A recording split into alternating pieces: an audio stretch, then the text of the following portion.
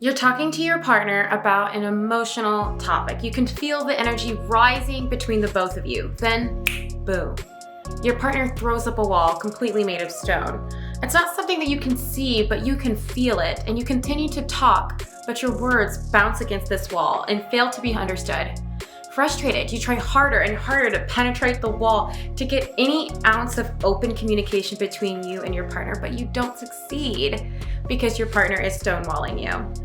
Hello, Moodlings. My name is Dr. Nicole Lunan, and I'm the CEO and co-founder of MoodMe, a new app that allows you to share over 400 and plus moods, emotions, and desires with your partner, thus making communication simple, fun, and super easy. Today's lesson is about stonewalling and how stonewalling can hurt or hinder your relationship.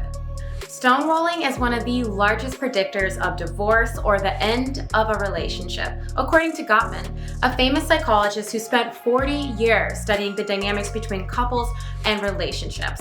Stonewalling is when, during an argument or a disagreement, somebody completely shuts down, withdraws from the conversation, gives the silent treatment, or builds a wall between themselves and the opposing person. So what are the 4 reasons why people stonewall?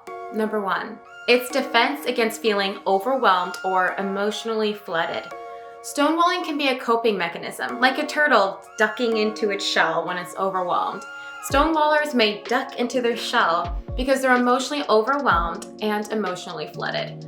They're unable to process what's going on in real time, or they don't have the words to describe their emotions. So they decide to duck into their shell or throw up a wall so that they can vanish and hide.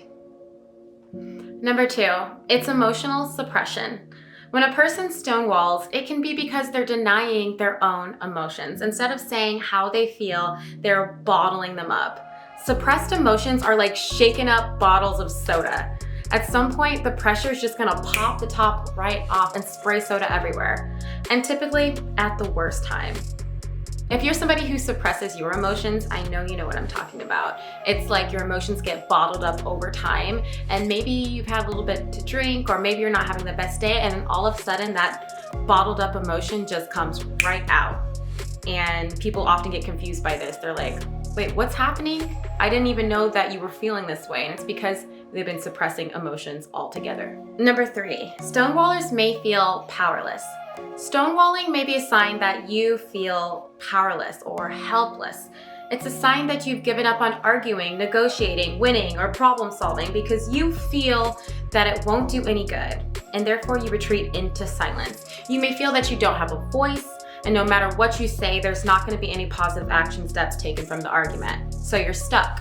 So you avoid the argument rather than tackling it head on. And lastly, number 4, it's aggressive manipulation.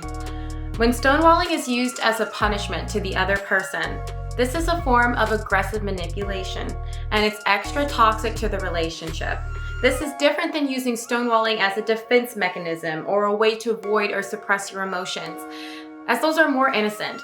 This is used as a punishment, and when it's used as a punishment and it's used to control, it's a form of manipulation, and it's a form of the stonewaller getting their way. So what does this look like? Well, this could be like you raising a concern about, let's say, cheating. Let's say that you think your partner is cheating on you. You have valid evidence, it's a valid concern. You're looking for your partner to affirm and reassure you, and then your partner just turns off, stonewalls, says, okay, well, if you think that way, then I'm not going to talk to you for a while.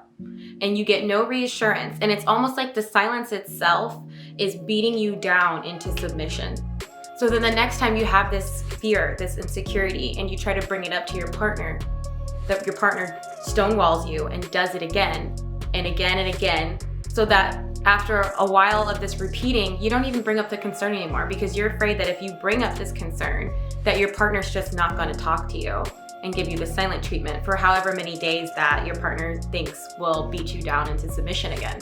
So this is the stonewalling as a form of aggressive manipulation. Unfortunately, I've seen this done with a few of my friends, and it's a vicious tactic because they really do care about their partner, and their partner knows they care, that their heart's open, and they know that if they take their love away, that it's going to hurt them. So they don't want to explain themselves. They don't want to justify anything about their behavior. They don't want to be asked any questions. All they'll do is distance themselves from the person who cares. Cut communication, leave them in the dark. And then that will show them who's boss, pretty much. That's going to show them who's in control. And that's going to beat them down into submission. Stonewalling allows those in conflict to take control over the situation because they're the ones who are choosing not to engage or to stop listening. This is also used as a protection or defense technique. They have their shield up because they're either trying to avoid the conversation altogether, or you triggered them and they don't want to react, so they shut down.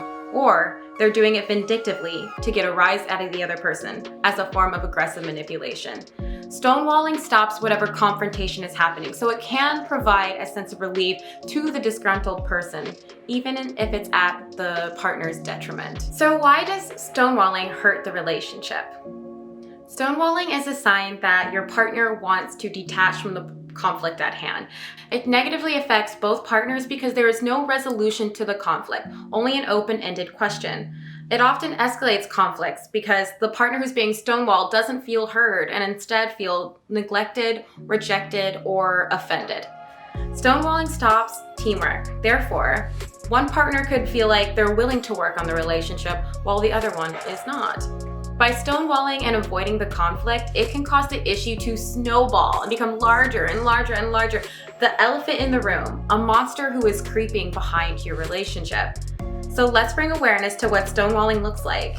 Here are 12 signs that you or your partner may be stonewalling.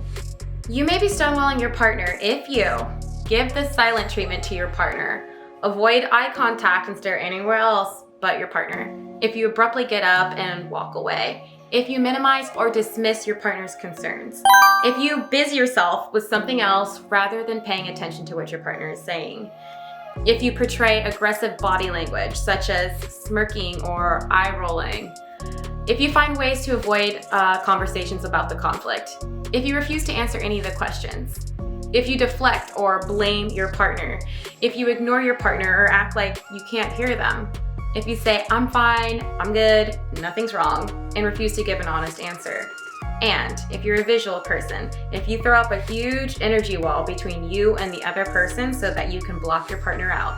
If you do any of the following signs that I just previously mentioned, then you are in fact stonewalling. So how can you stop stonewalling? Well, here are 5 tips. Tip number 1, ask yourself if you want to stay in the relationship. Make a choice that if you want to stay in the relationship or you want to leave. Being indecisive whether you want to stay or leave is draining for both you and your partner. If you want the relationship to work out, then you'll be more willing to stop stonewalling. As we learned before, it's not helpful for the relationship at all. It makes problems in the relationship worse because you're acting as a sole individual and not a team player, because you're blocking communication and hiding or avoiding these emotions. So take some time and really think about it. Do you want to be in the relationship? If you do, then you'll feel aligned with the rest of these tips. Tip number 2, you can stop stonewalling by bringing awareness to the fact that you actually stonewall. The first step to change is awareness. Acknowledge that you do in fact stonewall. Let your partner know that you've acknowledged it and you're working on it, and that you don't want to do it anymore, and that you would like them to gently point it out when it happens. Tip number 3, you can stop stonewalling by halting the argument when you feel emotionally flooded and ask for a timeout or a break. You can say things like, "I want to talk about this and find a solution, but it's so intense for me. Can we just take a break and resume in 20 minutes? Or, I feel like I'm going to blow up and I don't want to do that. Can you give me a few minutes? And lastly, I can't handle this anymore. Can you please help me calm down? And then we can continue this conversation." So make sure that you set a time to come back to the conversation when you ask for a break. If you're a stonewaller and you're emotionally flooded and you're like, "Time out," don't then go play video games or go out to dinner and then not talk about the situation ever again, because that's still avoidance and that's still a form of stonewalling. So you have to take a break with the intention to bring the conversation back up at a different time when you feel more emotionally stable and open to having that conversation. Tip number 4, take note of the topics that you stonewall on. What topics are you more prone to stonewalling on? This is important information because stonewalling is showing you that you have a deeper emotion there that you could dive right into. Write the topics down and let your partner know that you're working on them.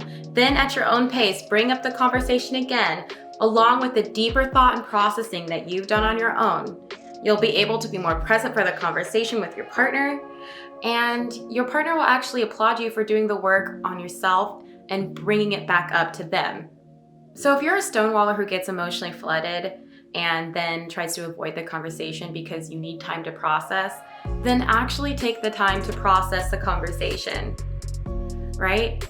Take the time, do the work on yourself, write it down. It's a little bit easier to navigate emotions when you can write it down, when you're not getting interjected on. And then when you have your feelings all written down, you have an explanation for why you did this action or whatever the explanation is that your partner's wanting to know, you have answers for them. So then when you bring the conversation up again, it's not going to be as overwhelming because you already have done the work on yourself and you have the information that your partner is looking for. Tip number 5, trust yourself in challenging conflicts and have courage. Trust yourself and have courage to speak your truth in conflicts. It's uncomfortable, but healthy relationships aren't built off of consistent comfort. They're defined by the ability to work through hard moments, big and small. It's better to be honest about how you feel rather than let that dishonesty build the wall between you two and cause a slow and long death of the relationship. Say how you feel, own your emotions, and do it in a way that doesn't criticize your partner. And lastly, how can you get through to a partner who is stonewalling? Let's go over 7 tips. Tip number 1. So, this is a challenging one because the fastest way to help your partner stop stonewalling is to first help them become aware of the issue itself. Once they have the awareness that they're stonewalling and they have the internal motivation to improve, then you can really start doing the work together. Knowledge is power. So send them this video on stonewalling or maybe an article describing what it is. And hope that your partner is open enough to receive this information from you and actually read and try to learn about what the concept of stonewalling actually is. Tip number 2, begin a tough conversation slowly and softly. The slower and more even your voice is and your emotions are, the less likely your partner will feel threatened and throw up the shield. Talking always beats yelling. Tip number 3, begin the conversation with affirmative words like, I noticed that you've been really trying lately and I want you to know that I appreciate that. You've got to warm them up, make them feel safe before you go straight into the hard topic. They're gonna do anything to avoid. Tip number 4, timing is everything. Probably not a good time to bring up a hard topic while you're out drinking or when they're in the middle of the workday. Pick a time when you know that they're much more open to hearing you. Tip number 5, repair and de-escalate. When you see your partner beginning to tense up or when they start getting defensive, it's not the time to double down. It's the time to repair and take a step back. Slow things down before your partner decides to throw up the wall. Tip number 7, if your partner says they need a break, don't take it personally. They're doing their best to stay engaged through the conflict, but they may need some personal space to regroup. Make sure to set a time to come back to the conversation. All right. I hope you enjoyed our lesson on stonewalling and you got some good tips to work on with your partner and yourself. And I just wanted to mention at the end of this, if you have stayed to the end of this video, that means you are super committed to making your relationship a better space for you and your partner. So download Mood Me. Stonewalling is actually a mood in Mood Me. You can put that your partner has stonewalled you, or you could put that you've stonewalled your partner, and your desire could be communication.